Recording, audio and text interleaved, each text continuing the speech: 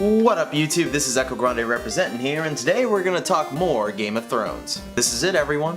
The last chapter, the last episode, the last that we'll see of a lot, and I mean a lot, of characters that we've known for a long time. I know traditionally my reviews are between 8 to 10 minutes long and cover the entirety of the episode, but there's a lot to cover. I mean, this baby was an hour and 10 minutes long. And I hate to say it, but I actually have a life. So I'm gonna split this review into two parts, but hopefully I'll have part 2 come out the next day after this one gets released. So, let's get right to the slaughter. So the Mad Queen, Cersei, looks out over King's Landing at the High Sept of Baelor. I can only assume she's getting ready for her trial about to start. Tommen, the Sparrow, and Margaery are all getting ready for the trial as well. Everybody files in, sulking piano music starts playing in the background. I'd like to take a moment to talk about Cersei's turtleneck.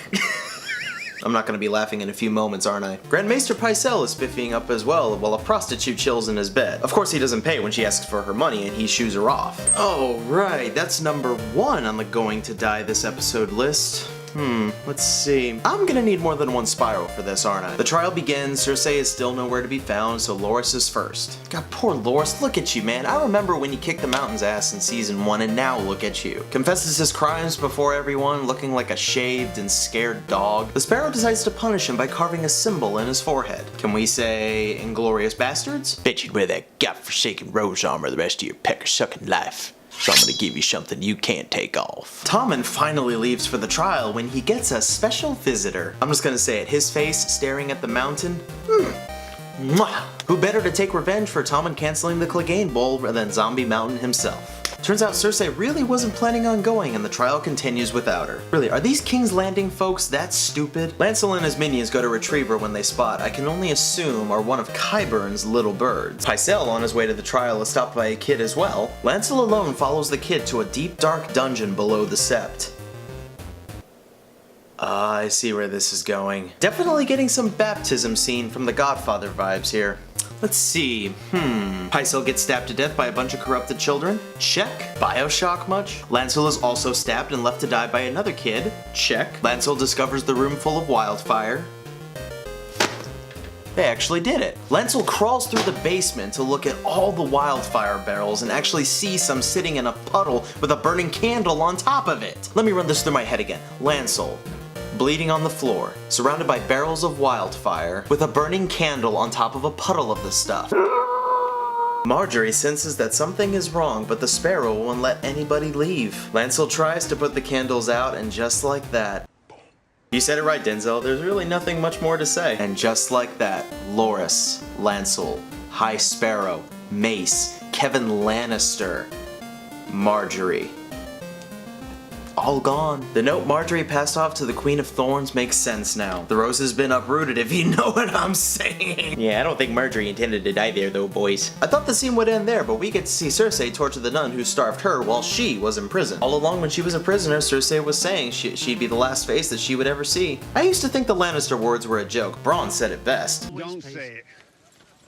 Don't say it. But after this, I'm starting to think Lannisters really do pay their debts. But it turns out she won't have her face being the last thing the nun sees when she brings Zombie Mountain in. Dude takes his helmet off, and I gotta say, he's got a little, on his face. And let's not forget, the nun screams as Cersei walks out, locking the door and chanting shame.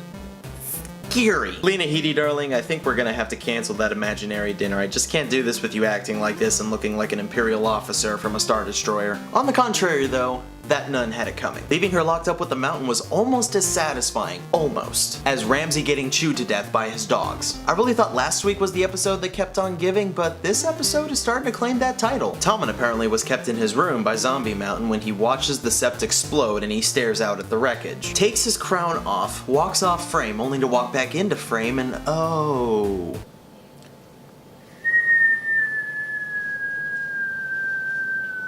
Hey, you guys know I wanted Tommen dead, but suicide? Really didn't see that coming, but oh, like a 5-pound bag of Sour Patch Kids, those first 10 minutes were sour, then sweet, then poof, gone. At the Twins, part 2 of this eternal cluster of arcs we have to wrap up, Jamie and Braun are celebrating with the phrase about their victory over the Blackfish. Jamie plays a pretty good wingman and hooks Braun up with a couple young girls. Another girl seems to eyeball Jamie from across the room and Jamie doesn't recognize her as a Frey girl. Looks like Braun's gonna get a different kind of action compared to what we're about to see in this dining room in just a moment, I'll tell you. Why else would Jamie send him out of the room? But no.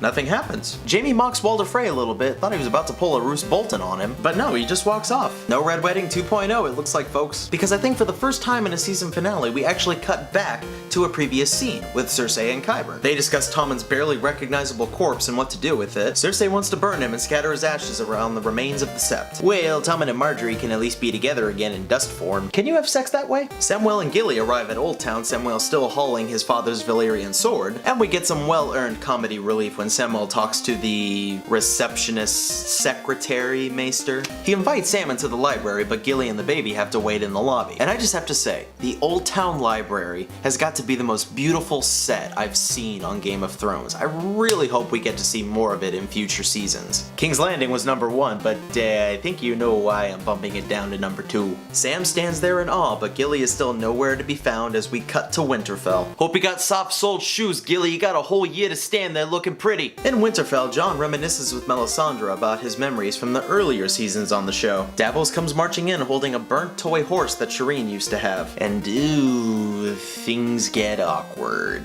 Davos demands that Melly gets executed before Melly starts to defend herself. Ned Stark clone, Jon Snow, exiles her from the north. The Red Woman rides south on her own as the ominous music starts to kick in.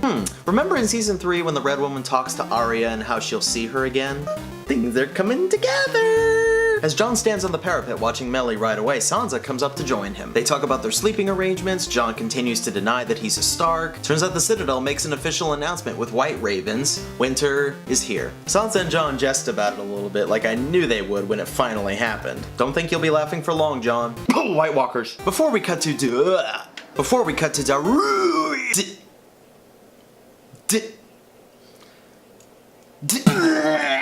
Dorne. Turns out the Queen of Thorns is there on their invitation. She gives the Sand Snakes a well-deserved slamming. I really hope the writers had that plan to make up for Dorne's atrocity in episode 1. If so, good on you, DB and Dave. Olenna knows that the Sept is destroyed. Her son and grandchildren are dead. Olenna is displeased with Illaria's proposal for an alliance until Illaria rings a little bell, Breaking Bad style. Out comes Varys. Or should I say Mr. Fix-It-All, hopefully. Varys had better been taking notes on how well Tyrion ruled in Meereen. Speaking of, Dany and Daario are having a little chit-chat. Hey guys, where's Jorah? Turns out Dany is in fact finally planning her march on Westeros. Daario wants to come with her to keep their friends with benefits thing going, but Dany wants her to stay there in the Eastern Continent to make alliances. Daario blames Tyrion for talking her into this little plan. Turns out Daario was right when Dany walks out into the throne room to see Tyrion sitting there. Dany, how are you still listening to this guy? He screwed over your kingdom, started a mini-war. It wasn't until you showed up with your dragons that you had to clean everything up. Not to mention you burned everyone that opposed you, so you really do take after your father. Tyrion finally actually gets political and not stuttering or confusing or thinking of ridiculous kindergarten level plots. Seriously, I'm not gonna lie, all of his actions in seasons 5 and 6 make his weeding out Cersei spy in season 2 his magnum opus. He reminds Dany how she is in the great game now of Thrones. After Tyrion stands on the stairs, matching Dany's height, hammering in the symbolism a bit much there, cameraman. Dany dubs him the Hand of the Queen, and Tyrion, pretty sure I saw a couple of tears in his eyes, gratefully accepts the position. Tywin would be proud. What? Thought I was gonna make a joke there? Hell no. I think Tywin would legitimately be proud of his son at that moment. If Tyrion is his son.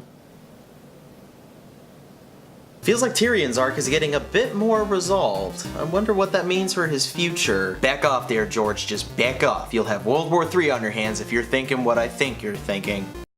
Whew, that was a lot to cover. Echo Grande will be back soon with more on the latter part of the finale, so don't go anywhere. I mean, unless you got like an appointment or something. I thought you and I could like hang out or something for a bit. I mean, it's cool, you don't have to, just, I'm really lonely. Oh, you're already clicking off the browser already, aren't you? It's cool. Bye.